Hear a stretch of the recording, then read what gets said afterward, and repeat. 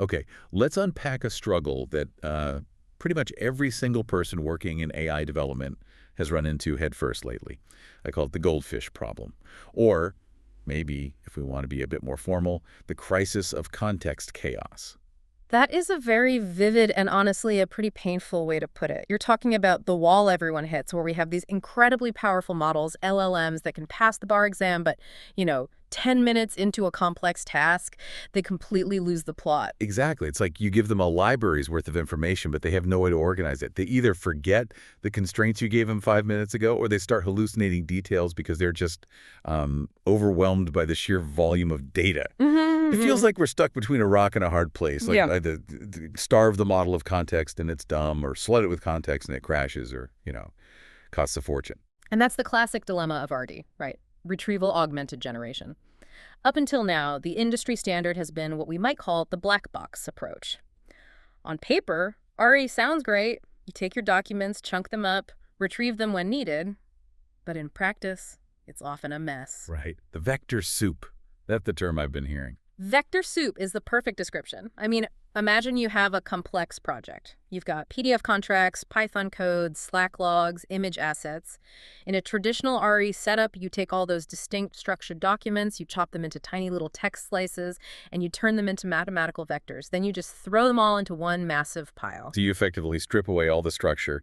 You lose the fact that this paragraph came from Chapter 3 of the manual, or that this function belongs to a specific class in the code. It's all just data sludge. Precisely. It's a flat mess. It's like taking a library, ripping all the pages out of the books, throwing them on the floor, and hoping the librarian can find page 42 of Moby Dick just by looking at the font. The agent loses the global view. It finds keywords, sure, but it misses the actual structure, the relationship between ideas. Which explains why agents struggle so much with complex planning. They can find a sentence, but they can't understand the hierarchy of the project. But we have something on the table today that claims to solve this exact bottleneck. We are doing a deep dive into OpenViking. Yes, and fresh is an understatement. This is an open source project that just launched in January 2026. I mean, literally a month before we're recording this. It comes from the ByteDance Volcengine Viking Team. And their pitch is pretty bold. They aren't calling it a vector database. They're calling it a context database. They say they want developers to say goodbye to the hassle of context management. That distinction is crucial. The mission here is to move away from that fragmented, flat storage we were just complaining about and replace it with something incredibly familiar to anyone who's ever used a computer, a file system. So let's get into that. This is the first big pillar of our deep dive, the file system paradigm. When I read the documentation, the first thing that jumped out at me was Viking. It looked exactly like a URL or a file path you'd see on your laptop. It is exactly that.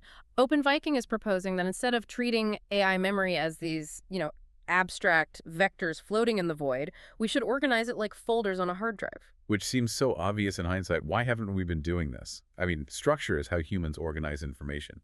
We use folders, subfolders, categories. I think we were too focused on the math of embeddings. We thought if the math was good enough, the organization wouldn't matter. We were wrong. OpenViking unifies three things that are usually scattered across different systems into this one file system. So first, you have memories. Like user preferences. Exactly. Start at a path like, say, Viking.userMemories preferences. This is where the agent stores things about you. The user prefers Python over Java. The user hates verbose explanations. Things like that.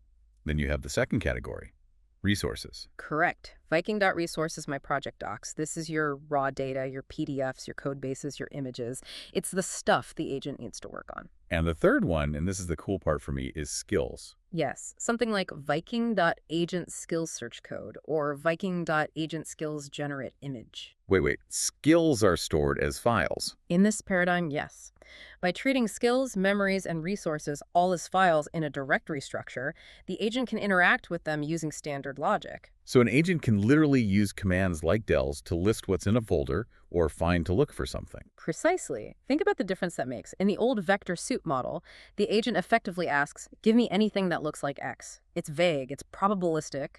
In OpenViking, the agent can say, list all the files in the user memories directory. It's deterministic, it's precise. It changes the agent from a guesser into a browser.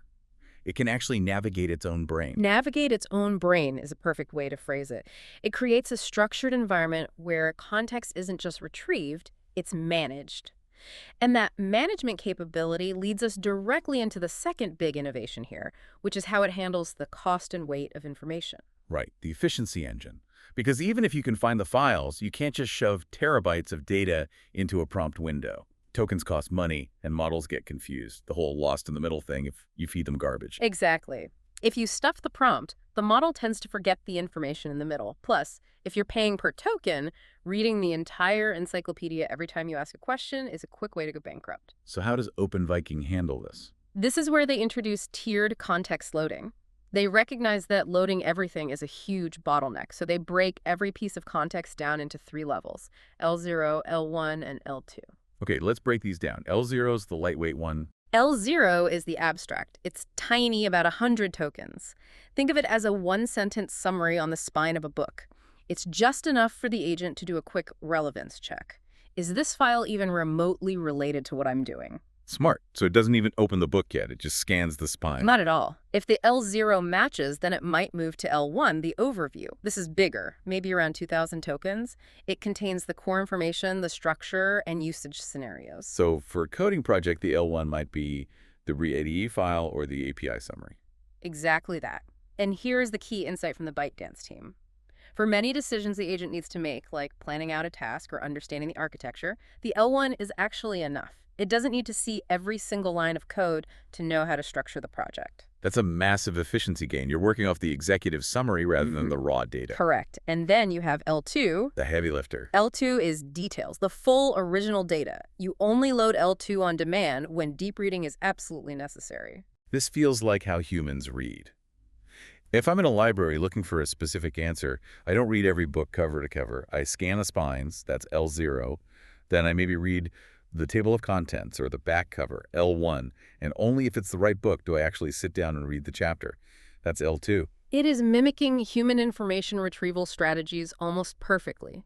And the benefit is huge. You are saving token consumption significantly. You aren't polluting the model's context window with irrelevant noise during that initial search phase. It makes the whole system faster and much, much cheaper to run. Okay, so we have a file system structure, and we have this smart tiered loading to save money, but we still have to find the right file in the first place. And earlier you said normal vector search misses the global view. How does OpenViking fix the search itself? This is where it gets really interesting for the tech heads. They call it Directory Recursive Retrieval. That sounds intense. What does it actually mean? It addresses the flaw in single vector retrieval. So usually if I ask a complex question like how is the authentication module architected in OpenViking, a vector database just looks for the most similar sentence snippet. It might find a comment in the code, a line in the readme, and a sentence in an email, and present them all as equal. Right, it gives me a bag of sentences. Okay. I need the whole context. I need the authentication folder. Exactly. So OpenViking changes the strategy. Step 1 is intent analysis. It breaks down what you really want. Step 2 is initial positioning. It uses vector retrieval, but not to find a paragraph. It's looking for the high score directory. It's looking for the right folder first. Yes. It wants to lock onto the correct context container. Once it finds, say, the Viking.resource sources code oath directory, it moves to step 3, refined exploration. It searches within that directory. And if that directory has subfolders? It performs a recursive drill down. It goes deeper layer by layer. And finally, it does result aggregation to combine everything it found. So the strategy is zoom out to find the right neighborhood, then zoom in house by house, rather than just teleporting to a random room that looks correct. That's a great analogy.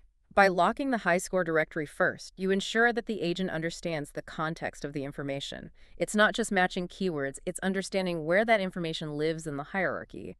This drastically improves retrieval accuracy for complex queries. Now, I want to pivot to something that I think is going to be a huge relief for developers: observability.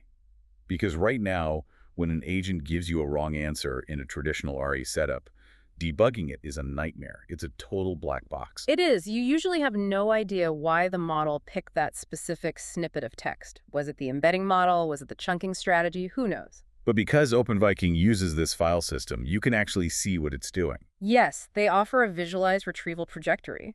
Because the retrieval process is, browsing directories and positioning files, the system can actually log that path.